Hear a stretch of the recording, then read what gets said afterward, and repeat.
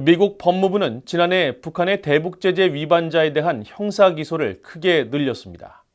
해외에 있는 제3국 국적자를 체포해 미국으로 데려오고 일부 용의자에겐 거액의 현상금을 거는 등 대북제재 관련 사건에 대한 강한 의지를 드러내고 있는 것인데 2025년 새해를 맞아 올해 미국 법원에서 다뤄지게 될 북한 관련 사건을 함지아 기자가 짚어봤습니다.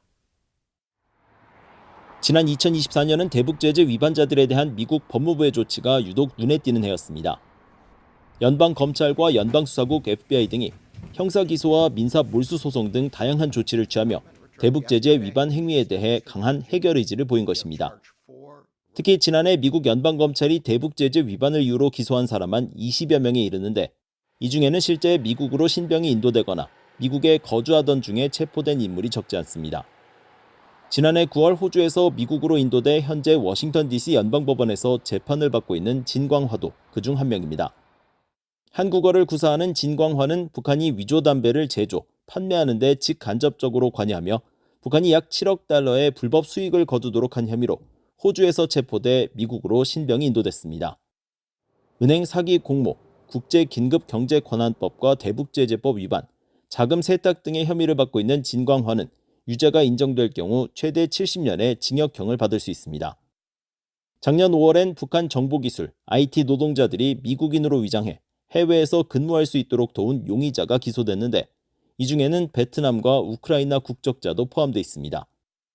또 중국인 웬성화는 미국 캘리포니아에서 북한으로 다량의 총기와 탄약 등을 수출한 혐의로 지난달 미 수사당국에 붙들려 현재 재판을 기다리고 있습니다.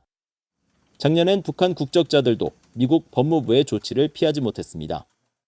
지난달에는 중국과 러시아에서 활동 중인 북한 IT 회사 관계자와 IT 노동자 14명이 7월엔 랜섬웨어로 미국 병원에 사이버 해킹 공격을 가한 북한 해커 림종혁이 기소됐는데 현재 이들에겐 최대 1,000만 달러의 현상금이 내걸렸습니다.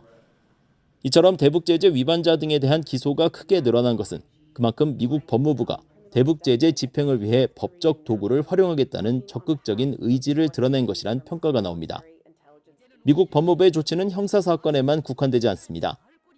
앞서 미 연방검찰은 지난 10월 북한 해킹 조직 라자루스가 탈취한 267만 달러 이상의 디지털 자산, 비트코인과 테더를 추적해 동결 조치하고 이를 미국 정부 자산으로 귀속시키기 위해 소송을 제기했습니다. 그러나 사이버 범죄 사실 자체를 인정하지 않는 것은 물론 미국 법원의 소송에도 일절 대응하지 않는 북한은 이 소송도 무시할 것으로 전망됩니다. 이 경우 미국 법원은 원고의 주장만을 바탕으로 판결을 내리는 궐석 재판 형태로 해당 자산의 몰수를 명령하게 됩니다. VOA 뉴스 함지아입니다.